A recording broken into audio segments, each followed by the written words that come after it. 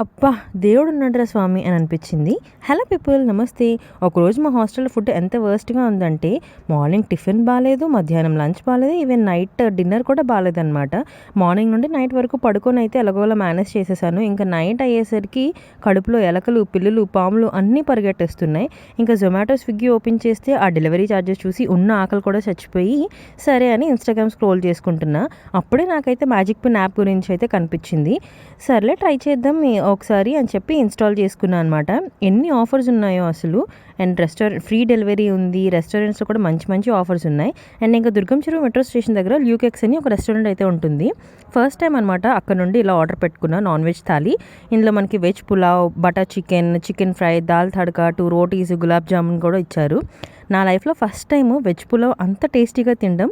కడుపు అయితే ఫుల్గా నిండిపోయింది. మీరు కూడా ఈసారి ట్రై చేయండి. సబ్స్క్రైబ్.